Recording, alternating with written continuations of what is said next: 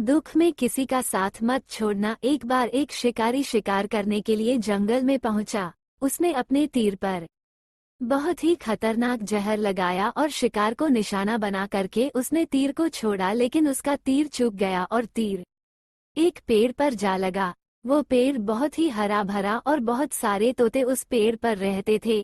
जैसे ही वो जहरीला तीर उस पेड़ पर जाकर लगा, वो पेड़ धीरे धीरे सूखने लगा और उस पेड़ पर जो भी तोते रहते थे वो एक एक करके उस पेड़ को छोड़कर जाने लगे।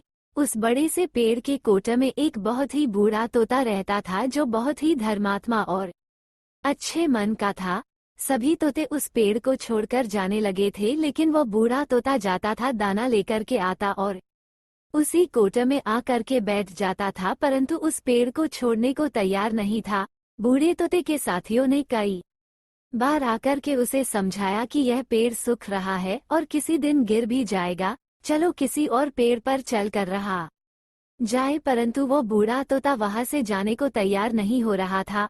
अब ये बात महादेव तक पहुंची। उन्हें बताया गया कि एक तोता है, वो जिस पेड़ पर रहता है उस पेड़ पर एक जहरीला तीर लगने के कारण सूखने, गिरने और खत्म होने के कगार पर आ पहुंचा है, और एक बूढ़ा तोता अभी भी वहीं पर रह रहा है। वह दाना लेकर आता है और वहीं पर रहता है, जबकि उस जंगल में बहुत सारे पेड़ हैं, लेकिन वो उसी पेड़ पर रह रहा है। महादेव प्रकट हुए और उस बूढ़े तोते से कहने लगे कि आप बहुत धर्मात्मा है, बहुत ही अच्छे मन के हैं, लेकिन आप इस पेड़ को छोड़कर किसी और पेड़ पर चले जाइए, क्योंकि यह पेड़ कुछ ही दिनों में गिर जाएगा।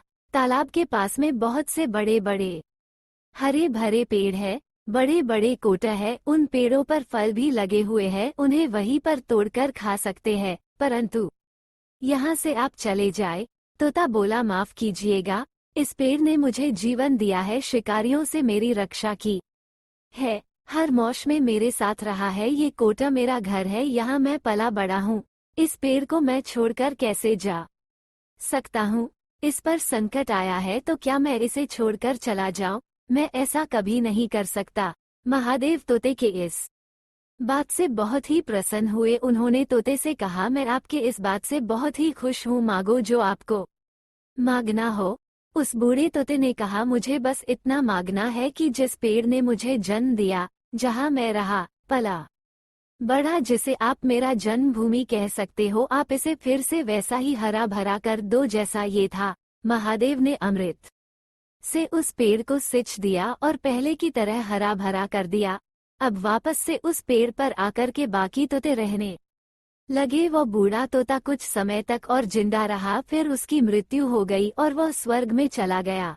ये कहानी हमें सिखाती ये है कि जब भी किसी इंसान का बुरा दौर आता है तो इमोशनली वह टूटा हुआ होता है, उसे किसी के सहारे की जरूरत होती है, किसी की आवश्यकता होती है। अगर आप ऐसे समय में उसे छोड़कर चले जाएंगे, उससे बात नहीं करेंगे, मुंह मोड़ लेंगे, तो आपसे बुरा कोई नहीं है, क्योंकि आप किसी के सुख का साथी बने या ना बने, लेकिन आपको हमेशा किसी के दुख का साथी जरूर बनना चाहिए।